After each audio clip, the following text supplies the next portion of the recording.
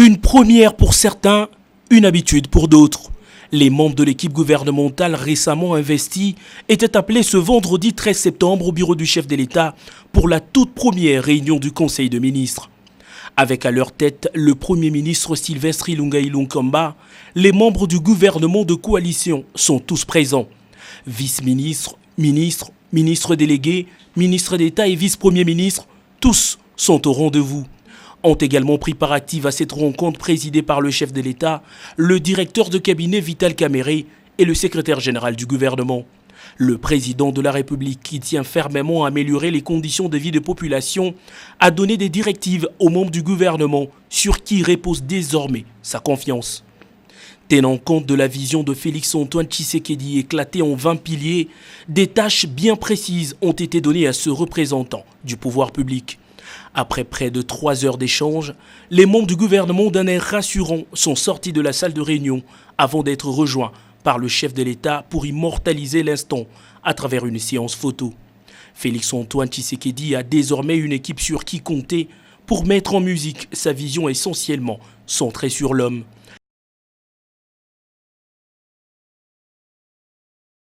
Elles ne sont plus exécrables, les relations entre la République démocratique du Congo et l'ONG Human Rights Watch. Ida Sauer, directrice adjointe de cette ONG en séjour à Kinshasa, a échangé jeudi au Palais de la Nation avec le président de la République, Félix-Antoine Tshisekedi Tshilombo. Au sortir de cet entretien, la défenseure de droits humains a affirmé avoir eu une très bonne discussion avec le chef de l'État congolais sur les progrès réalisés et le travail à faire pour améliorer le respect des droits humains et la lutte contre l'impunité en RDC. Je lui ai dit qu'on est très encouragé avec le fait que dans le nouveau gouvernement qui vient d'être mis en place, qu'il n'y a pas des personnes sous sanctions internationales ou qui ont été impliquées dans des graves violations des droits humains et en quoi que c'est un signal important. Et on lui encourage de continuer d'améliorer le respect pour les droits humains et aussi travailler pour la lutte contre l'impunité, pour les crimes les plus graves et montrer qu'il y a vraiment ces changements dont il souhaite. Dans le même décor, le président de la République, Félix Tshisekedi, a eu bien avant des entretiens avec une délégation du Conseil du groupe de la Banque mondiale. Ils ont évoqué les portefeuilles actuels et la coopération future dans le nouveau cadre de partenariat entre les deux parties. L'administrateur de cette institution mondiale, Jean-Claude Tchatchouang, a fait savoir que la Banque mondiale va doubler son intervention à RDC qui va se chiffrer autour de milliards par an. Le président du Sénat, Alexis Thambwe Mwamba, a reçu la présidente de l'Assemblée provinciale du Maniema en séjour de travail à Kinshasa. C'était une opportunité pour Mme Gertrude Kitembo de féliciter de vive voix l'élu des élections sénatoriales de la circonscription électorale du Maniema pour son élection à la présidence du Sénat, la deuxième institution du pays. Elle a à cette occasion informé le président de la Chambre haute du Parlement, Alexis Thambwe Mwamba, que les autorités provinciales ont rétabli la sécurité de la province du Maniema perturbée par l'incursion des forces négatives. Il y a une très grande relation entre le Sénat et les assemblées provinciales. C'était juste lui donner la situation du Maniema, qui n'est pas très mauvaise aujourd'hui. Ça va assez bien. Et on a échangé aussi comme originaire tous les deux du Maniema, par rapport à sa prochaine visite au Maniema. On a un problème, comme tout le monde le sait, d'une rébellion des gens qu'on appelle les Malaïkas, pour lesquels l'Assemblée provinciale et le gouvernorat nous sommes impliqués pour qu'il y ait une reddition de ces rebelles. Ce processus-là est en cours et il est en très bonne voie. Comme vous avez suivi, ces rebelles avaient pris en otage 3 personnes. Les 3 personnes ont déjà été récupérés. Maintenant, nous sommes en train de travailler pour la reddition de ces rebelles.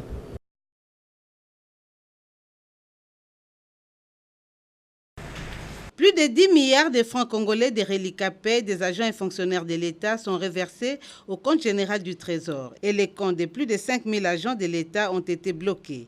Il s'agit des comptes des doublons et des fonctionnaires décédés qui ne sont jamais identifiés à chaque paye dans les guichets des banques. L'atelier avait comme objectif de valider le rapport de paye des banques.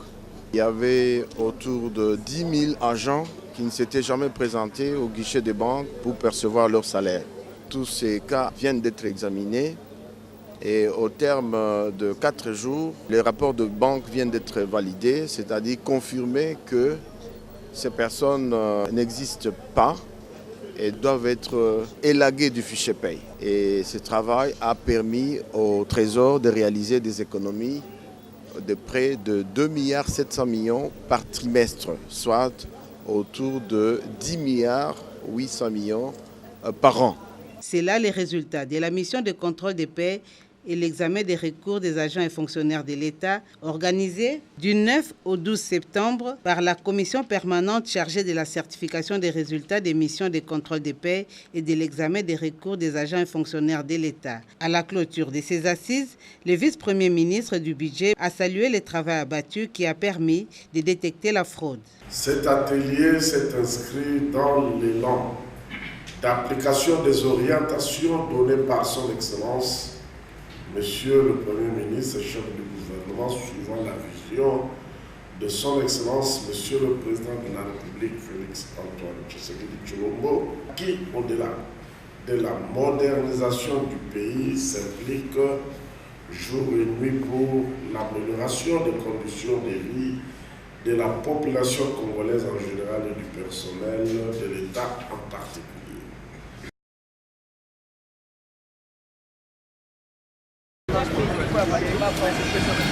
Plus de grève au secrétariat général à l'enseignement supérieur et universitaire, les bons de l'intersyndicale à l'issue de l'entretien avec le ministre de la fonction publique décidé de la reprise de service. Après présentation des faits et échanges, les parties prenantes ont convenu de ce qui suit.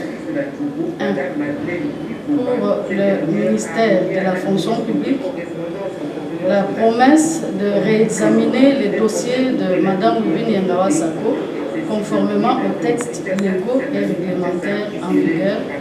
Et au deuxième point, pour le banc syndical, la levée de la grève et la reprise effective des services par tous les agents des services centraux de l'échec.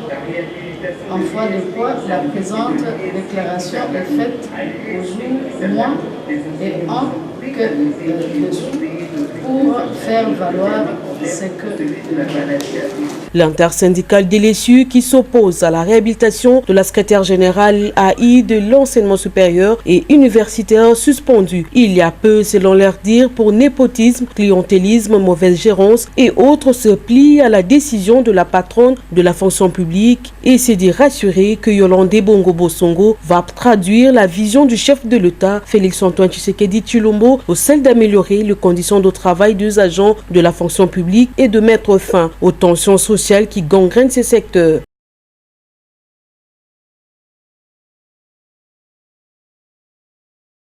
C'est dans ces hangars que les membres de la direction générale de la Metelsat, Agence nationale de météorologie et de télédétection par satellite, travaillent et tiennent des réunions avec tout leur staff. Et cela pour une bonne cause. Les bureaux de cette agence de météorologie sont en pleine réhabilitation. L'équipe des entrepreneurs sélectionnés après appel d'offres est à pied d'œuvre pour offrir à la Metelsat un bijou, un bon cadre de travail pour des services de qualité. Ces travaux exécutés sur financement de la Banque mondiale nécessitent la contrepartie du gouvernement congolais pour l'atteinte de la deadline pour la remise de l'ouvrage. Merci au chef de l'État et à la Banque mondiale. Et nous sollicitons encore une fois de plus un effort de la part du gouvernement pour que nous puissions accéder au fonds de contrepartie qui vont nous permettre de nous trouver des bureaux provisoires et aussi de suppléer au fonds que le gouvernement avait souscrit comme obligation dans les accords du projet pour compléter un peu tout ce que la Banque mondiale est en train de faire pour la Metelsat. Juste après, le directeur général de la Metelsat, M. Jean-Pierre Mpundu, et tous les membres de son staff ont visité les chantiers pour s'assurer du bon déroulement des travaux. Et la réception de cet ouvrage est prévue, sauf changement, le 31 décembre 2019.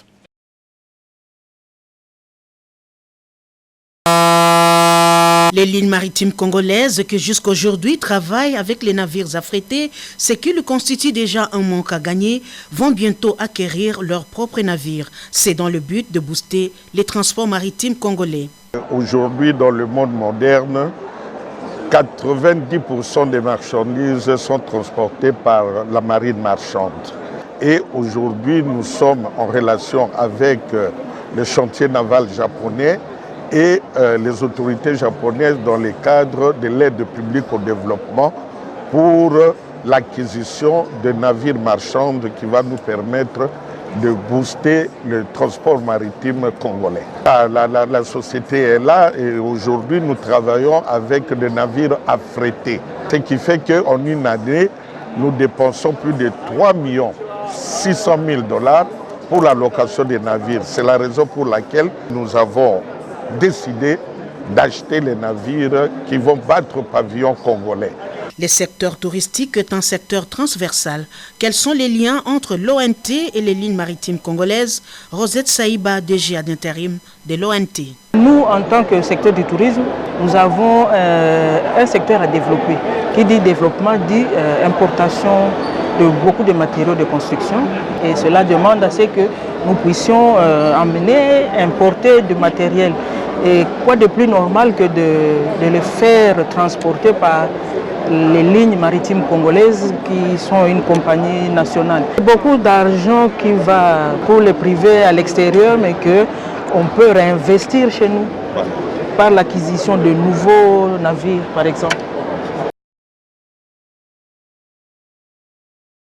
Toutes les machines sont mises en marche pour relever les secteurs des postes, télécommunications, nouvelles technologies de l'information et de la communication.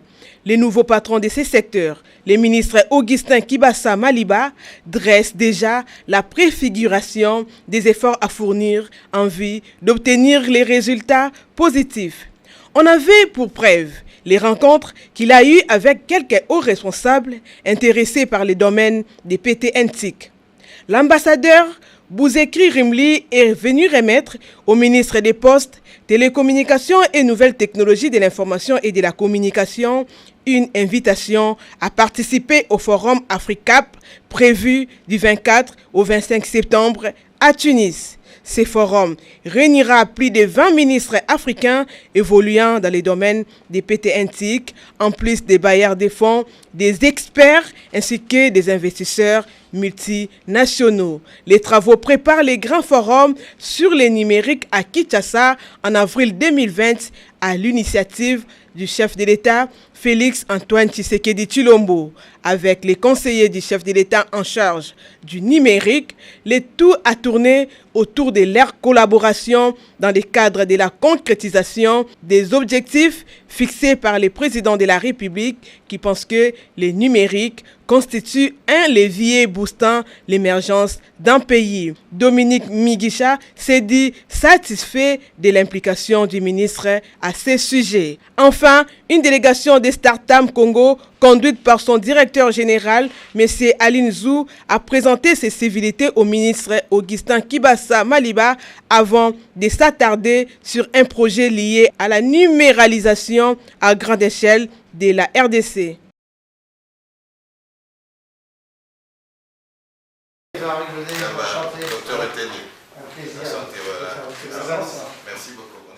Pour cette première rencontre entre le ministre de la Santé, Dr Etienne Longondo, et le représentant pays de l'UNICEF, Edouard Begbeder, les échanges ont porté principalement sur l'aperçu général de la situation de la santé de l'enfant et de la mère au niveau du territoire national. Autre point épluché concernait le renforcement ou l'amélioration des vaccins de routine, évidemment contre certaines épidémies. Nous avons pas mal discuté naturellement de la situation de la vaccination et comment renforcer la vaccination. Donc nous avons parlé de la polio, nous avons parlé de la rougeole, nous avons parlé du choléra, comment intégrer une opération d'élimination du choléra au niveau du pays. Et puis nous avons aussi parlé de l'Ebola qui toujours frappe le pays. On espère là aussi avoir des avancées tangibles. Il importe de rappeler que bien avant, ce sont les partenaires du groupe interbailleur de la santé, notamment l'OMS, l'ONU-SIDA et l'UNFPA, qui sont venus voir le numéro 1 du secteur de la santé en République démocratique du Congo pour une réunion stratégique en présence du vice-ministre de la Santé, Albert Mpeti, et du secrétaire général à la Santé, Sylvain Yuma, et de façon un peu plus limpide, chaque organisme a dévoilé, en ce qui le concerne, son plan d'action spécifique selon ses attributions ou ses directives respectives. C'est donc une première prise de contact qui aura permis de rallier les différentes actions à mener à la vision clairement définie par le chef de l'État, Félix Antoine Tshisekedi Tshilombo, les meilleurs soins de santé pour la population congolaise.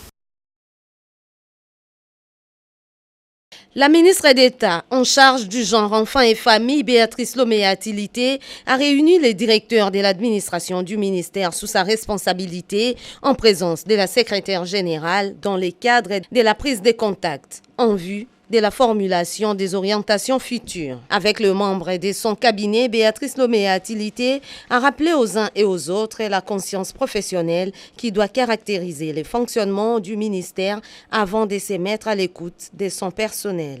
À noter par ailleurs que l'approche genre repose sur l'analyse et la remise en cause des processus qui différencient et hiérarchisent les individus en fonction de leur sexe, et la ministre d'État entend bien mener ses combats pour la promotion de l'égalité des droits. Après la remise et reprise, les ministres d'État de la coopération internationale, intégration régionale et francophonie, Pépin Guillaume Manjolo, s'est entretenu avec les chefs des cœurs de la diplomatie des développements, dont le secrétaire général à la coopération internationale, celui de l'intégration régionale et le délégué général à la francophonie. L'objectif était de présenter les nouvelles orientations du ministère d'État concernant les défis majeurs à relever dans les domaines de la coopération internationale en prévision des préparatifs des 9e Jeux de la francophonie en 2021 en République démocratique du Congo. Jeudi 12 septembre, les ministres d'État Pépin Guillaume Manjolo avec le vice-ministre Valérie Mukasa ont effectué une visite des différents services de l'administration centrale sous sa tutelle. Le constat du nouveau patron de la coopération est que tout est à refaire pour améliorer les conditions de travail des hauts fonctionnaires du secteur de la diplomatie des développements. Le ministre d'État Guillaume Manjolo place son mandat sous les signes des transferts des technologies pour la modernisation de la République démocratique du Congo.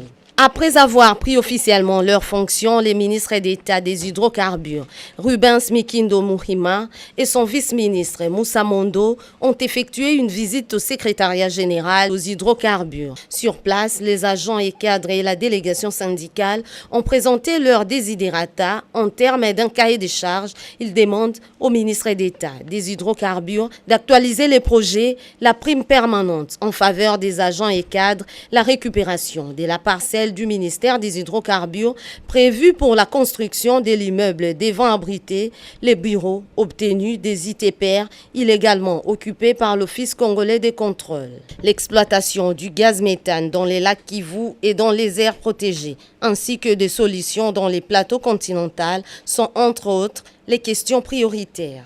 Le ministre d'État, qu'accompagnait son adjoint, a échangé au cas par cas avec le secrétaire général, les directeurs et la délégation syndicale. Il a promis des réformes courageuses dans le cadre d'une politique nationale des hydrocarbures en vue de trouver des solutions idoines pour booster ces secteurs. Cette réunion au ministère de l'Agriculture qui mit en présence les cadres de l'administration avait plusieurs objectifs. Et pour les cadres de l'administration, c'était le premier contact avec la nouvelle autorité. Le chef de l'administration, le secrétaire général Bouchabou Bopeming Évariste, est satisfait de la rencontre. Pour le ministre de l'Agriculture, Joseph-Antoine Kasonga, c'était l'occasion pour lui de donner des orientations conformes au programme du gouvernement. La détermination est le maître mot qui va orienter l'action de ce ministère pendant le mandat du ministre de l'Agriculture, Joseph-Antoine Kasonga. Le ministre du portefeuille Climat Kwetenimi s'est rendu ce jeudi 12 septembre 2019 dans les installations du comité de pilotage de la réforme des entreprises du portefeuille de l'État, COPIREP en sigle, où il s'est entretenu avec le membre du secrétariat exécutif de cet organe technique de son ministère. Le patron du portefeuille a indiqué que sa visite dans le bureau du COPIREP, qui est un organe technique, a d'emblée élaboré une stratégie sectorielle. Pour lui, cette réunion technique avec le membre du secrétariat exécutif du COPIREP est un échange qui permettra la finalisation du processus de la réforme. Elle a également permis de comprendre les contraintes liées à ces processus. Dans l'avant-midi de ce jeudi 12 septembre 2019, le ministre du portefeuille s'est entretenu également avec le comité de gestion de la Congolaise de voies maritimes, CVM en sigle, ainsi que le syndicat de cette entreprise du portefeuille de l'État. Cette entrevue a eu pour objectif d'époser le cahier de charges de besoins de l'entreprise, notamment la réhabilitation de l'outil de travail. Rappelons que la Congolaise de voies maritimes ex-RVM a reçu du gouvernement la mission de procéder à l'ouverture et au maintien de bonnes profondeurs dans la route de navigation afin d'y assurer dans les meilleures conditions de sécurité le pilotage des navires qui desservent nos ports maritimes de Banana et Matadi. Le mine représente un secteur stratégique pour le développement de la République démocratique du Congo. De recettes générées par des activités minières occupent la première position dans le budget de l'État. Cette conviction a amené le Premier ministre à donner des instructions aux ministres ayant ces secteurs comme activité principale. Partout où ils sont passés, Willy Kitobo Samsoni et son adjointe Alpha Denise Lupetu Chilumbai ont tenu à s'assurer de l'efficacité des services spécialisés du ministère. C'est le sens de la visite effectuée au Centre d'expertise, d'évaluation et de certification de substances minérales précieuses et semi-précieuses.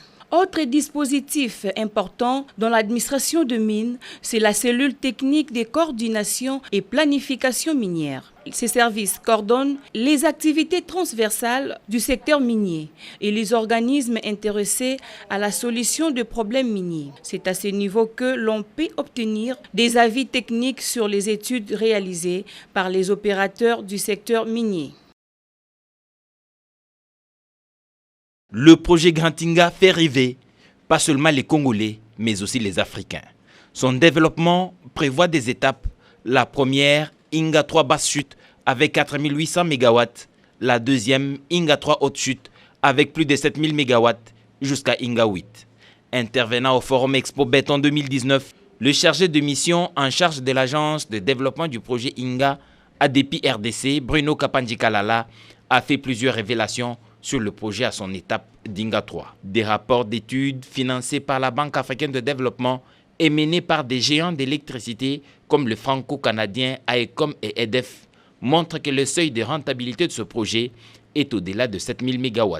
Comme l'investissement d'Inga n'est pas une œuvre caritative et qu'Inga 3, basse chute, présente des impacts négatifs sur Inga 1 et 2 qui perdraient 40% de leur puissance en période d'étiage, le début du projet avec Inga 3 haute chute devient un impératif national. Les deux consortiums ont choisi chacun, indépendamment de l'autre, un projet de 11 000 MW parce que plus rentable économiquement, parce que aussi sans effet négatif sur Inga 1 et Inga 2 qui existent. Il faut garder à l'esprit, comme l'a rappelé Bruno Kapanjikalala, qu'à l'issue du processus de sélection des candidats concessionnaires pour Inga, un groupement espagnol, et Shindinga 3, un groupement chinois, ont été sélectionnés. Et en octobre de l'année dernière, il a été signé en plein Conseil des ministres un accord de développement exclusif entre l'État congolais et ses candidats co-développeurs ou concessionnaires du Grand Inga.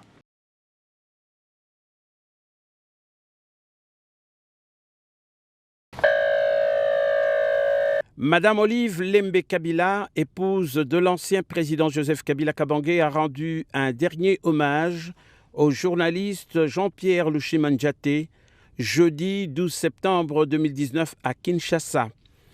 Tout de noir vêtu, regard expressif d'une mère affligée, Olive Lembe Kabila, femme au cœur d'or, a marqué sa présence au funérarium Kin Miséricorde, où elle a compati aux douleurs que ressentait devant la dépouille mortelle, la famille éplorée, les personnalités affligées, la foule anonyme en détresse, les professionnels de médias, les amis et connaissances et la grande famille communicationnelle de la RTNC, chagrinés à la suite de la disparition d'une légende vivante.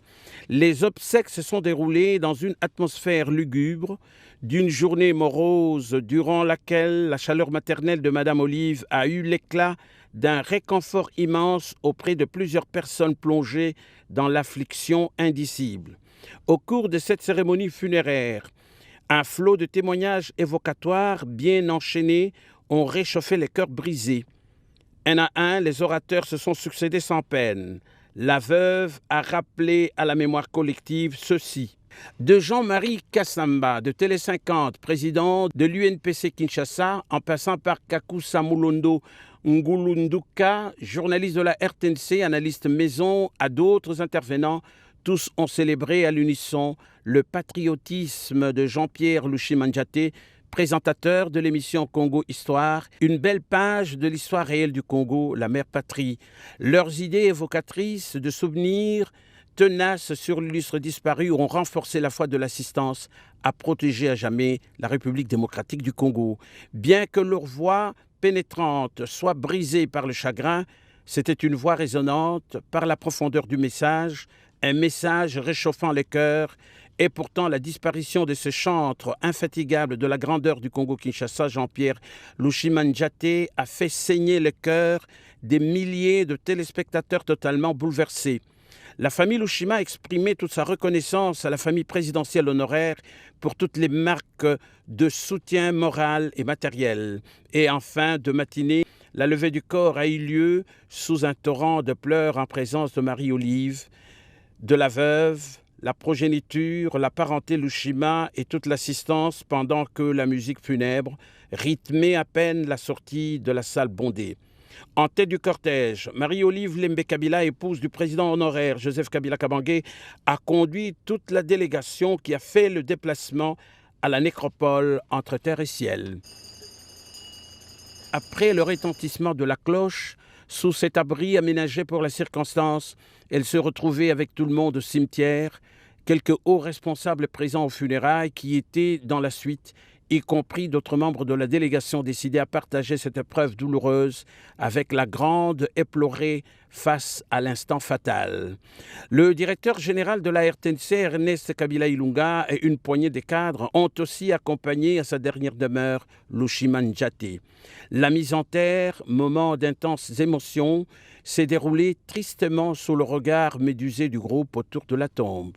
Dans son éloge funèbre, la veuve a exalté les qualités exceptionnelles de feu Lushimanjate, Jean-Pierre, qui a été un patriote hors de pair. À son tour, le grand frère du défunt, Longona Shungu Tuswa Benoît, a exprimé la gratitude de la famille Lushima envers la bienfaitrice, Madame Olive Lembe Kabila, pour sa grandeur d'âme et sa générosité.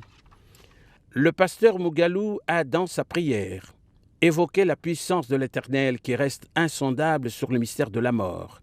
Le bon berger a placé au panthéon des célébrités africaines Jean-Pierre Lushimanjate, dont la flamme patriotique a marqué les esprits. Ciel clément, la couronne de fleurs de la famille présidentielle honoraire déposée devant la tombe par Marie-Olive Lembe Kabila a été le point d'orgue de l'inhumation. Adieu Lushima, que ton âme repose en paix pour l'éternité. Jamais un dirigeant n'a eu droit aux hommages posthumes aussi vibrants en dehors de son pays comme feu Robert Mugabe. Les partis du peuple pour la reconstruction et la démocratie PPRD par son secrétaire permanent Emmanuel Ramazani Shadari et sur instruction de son président national Joseph Kabila Kabange a organisé une grandiose cérémonie d'hommage au père fondateur de la République du Zimbabwe et icône du panafricanisme Robert Mugabe. Tour à tour, après les discours des circonstances d'Emmanuel Ramazani Shadari, plusieurs intervenants se sont succédés au podium dressé pour la circonstance. Les professeurs Edith Amboué et Henri Mova Sakani, Marie-Madeleine Miende, ancienne secrétaire générale adjointe du PPRD, l'ancien chef d'état-major des FRDC, Didier Etumba Longila, Freddy Moulumba, chercheur en géopolitique, Patrick Kanga, ancien président de la Ligue des jeunes du PPRD, ont dans leur témoignage reconnu la grandeur de la lutte de Robert Mugabe pour la libération de la RDC de l'occupation étrangère avant de saluer l'excellence des relations entre les PPRD de Joseph Kabila Kabange et les ZANU-PF depuis des lustres.